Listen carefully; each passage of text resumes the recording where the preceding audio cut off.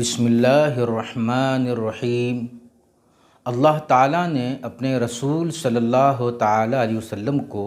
جو معراج کرائی اور معراج کا سفر جو آپ کو پیش آیا، تو اس سلسلے میں ایک سوال یہ اٹھایا جاتا ہے کہ یہ سارا واقعہ اور معراج کا یہ سفر خواب کی حالت میں ہوا یا بیداری کی حالت میں؟ آپ نے باقاعدہ اپنے جسم کے ساتھ معراج کا یہ سفر فرمایا تھا یا یہ کہ یہ کوئی روحانی اور منامی حالت تھی؟ یہ معراج آپ کو معراج منامی اور معراج روحانی ہوئی تھی اور یہ کوئی جسمانی معراج نہیں تھی؟ تو آج اسی سلسلے میں ہم کتاب و سنت کی روشنی میں کچھ عقلی دلیلوں کے ساتھ گفتگو کریں گے، جس سے یہ مسئلہ اچھی طرح واضح ہو جائے گا۔ تو آئیے معراج کی اس حقیقت کو جاننے کی کوشش کرتے ہیں کہ یہ کوئی جسمانی معراج تھی یا یہ معراج اللہ کے رسول صلی اللہ تعالیٰ علیہ وسلم کو خواب کی حالت میں پیش آئی۔ سب سے پہلے یہ جاننے کی کوشش کرتے ہیں کہ اس سلسلے میں قرآن کیا فرماتا ہے۔ چنانچہ سورۃ الاسراء کی پہلی آیت جو ایک معروف آیت ہے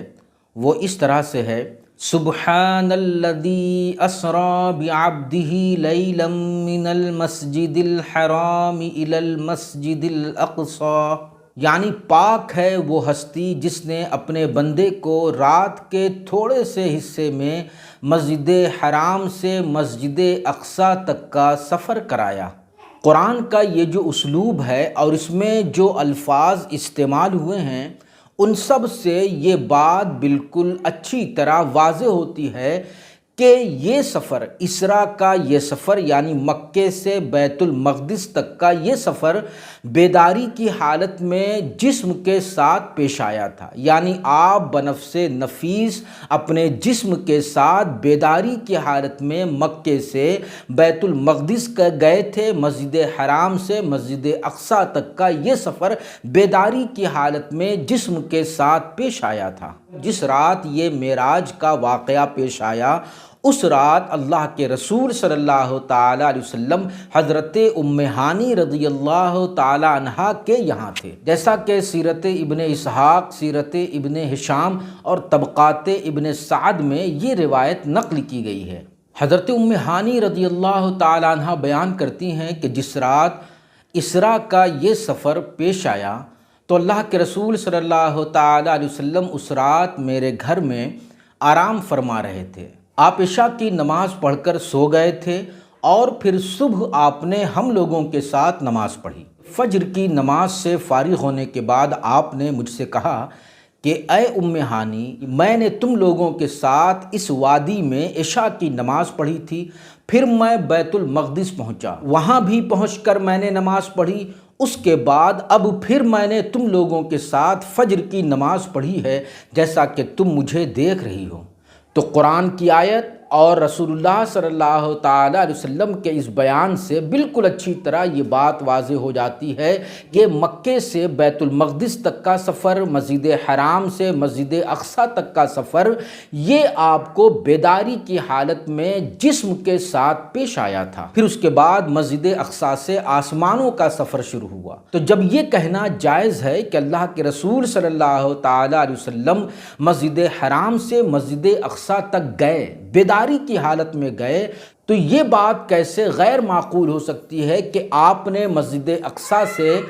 آسمانوں کا سفر کیا؟ اگر مسجد اقصیٰ سے آسمانوں کا سفر خلاف عقل ہے، حیرت انگیز ہے، تو ٹھیک اسی طرح مسجد حرام سے مسجد اقصیٰ تک کا سفر، مکے سے بیت المقدس تک کا سفر بھی خلاف عقل ہے اور حیرت انگیز ہے۔ تو جب ہم اس کو تسلیم کر رہے ہیں قرآن کی روشنی میں، حدیث کی روشنی میں، تو پھر ایسی صورت میں ہمیں اس بات کو بھی، سفر کے اس حصے کو بھی تسلیم کرنے میں کوئی حرج نہیں ہونا چاہیے۔ اب دوسری دلیل کہ آپ کو یہ سفر بیداری کی حالت میں جسم کے ساتھ پیش آیا تھا، اس کی دوسری دلیل یہ ہے کہ ام ہانی کی اسی روایت میں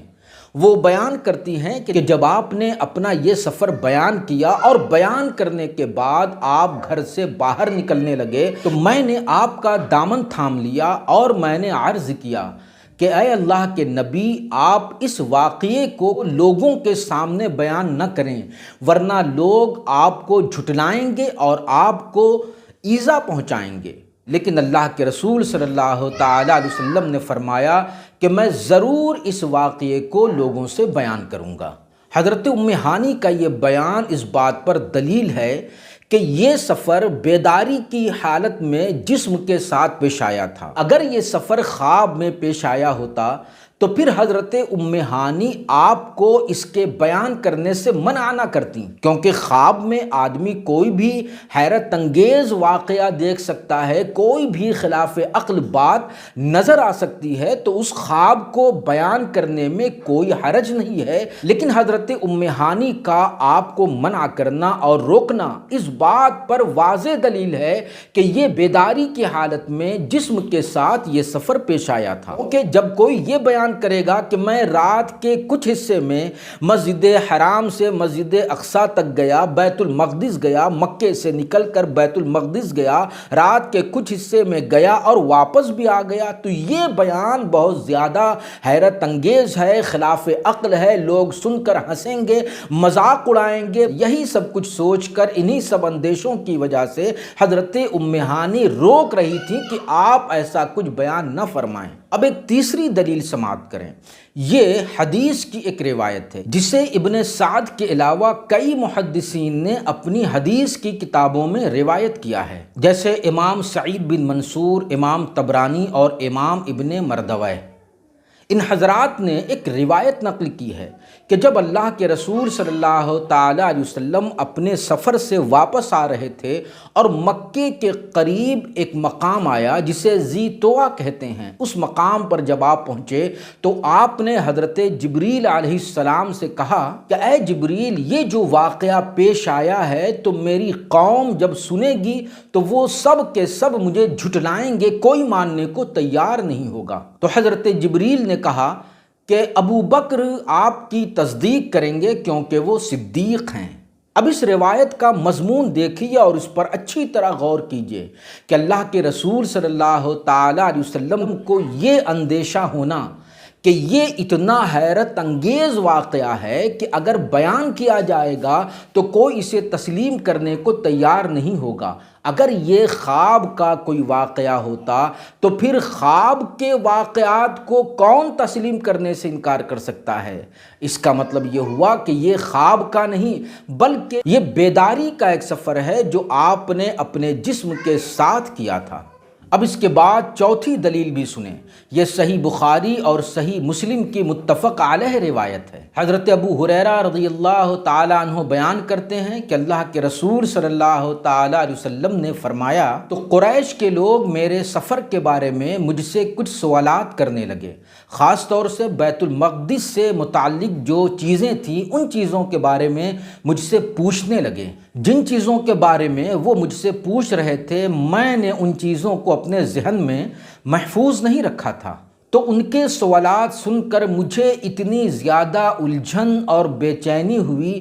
کہ ویسی الجھن اور بے چینی مجھے زندگی میں کبھی نہیں ہوئی تھی۔ یعنی قریش کے لوگوں کے سامنے جب آپ نے اپنا سفر بیان کیا تو اس کی تحقیق کرنے کے لیے، کیونکہ یہ بہت ہی حیرت انگیز سفر تھا، ان کو یقین نہیں آ رہا تھا، تو اب اس کی تحقیق اور تفتیش کرنے کے لیے انہوں نے کچھ سوالات کرنا شروع کیے۔ تو ان کے سوالات سن کر اللہ کے رسول صلی اللہ تعالیٰ علیہ وسلم کو بہت زیادہ بے چینی ہوئی کہ میرا یہ سفر تو سچا ہے، لیکن اگر میں ان کے سوالات کا جواب نہ دے سکا تو مجھے جھٹلا دیا جائے گا، ایک حقیقت کی نفی ہو جائے گی، ایک حقیقت کا انکار ہو جائے گا۔ تو میں اسی کیفیت میں تھا کہ اللہ تعالیٰ نے میرے سامنے بیت المقدس کو ظاہر کر دیا، میں اب اپنی آنکھوں سے اپنے سامنے بیت المقدس کو دیکھ رہا ہوں، اب وہ سوال کرتے جا رہے ہیں، میں دیکھ دیکھ کر بیت المقدس کے بارے میں ان کو جواب دیتا جا رہا ہوں۔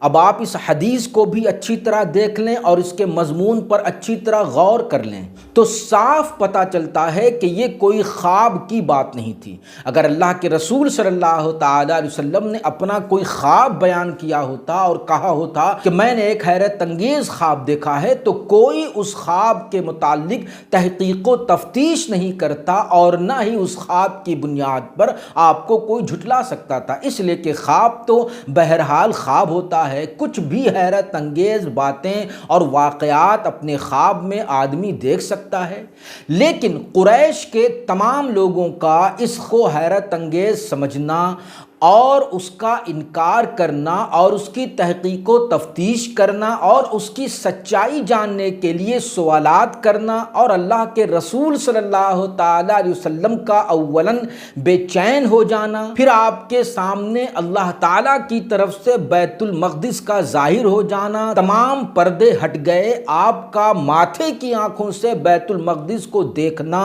اور پھر بیت المقدس کے بارے میں سوالات کا جواب دیتے رہنا، یہ تمام چیزیں اس بات پر دلیل ہیں کہ یہ کوئی خواب کی حالت میں واقعہ پیش نہیں آیا تھا، بلکہ یہ سفر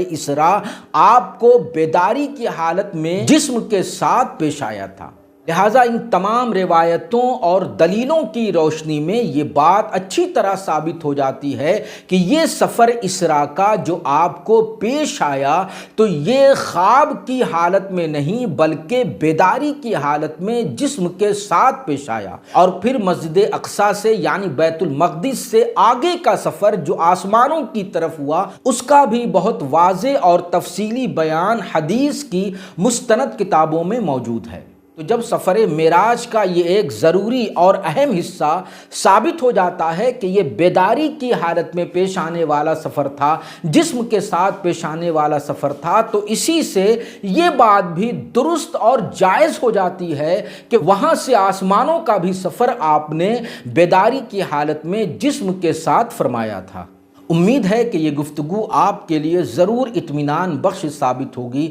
لہٰذا ثواب کی نیت سے اسے شیئر کرنا نہ بھولیں۔ والسلام علیکم ورحمۃ اللہ وبرکاتہ۔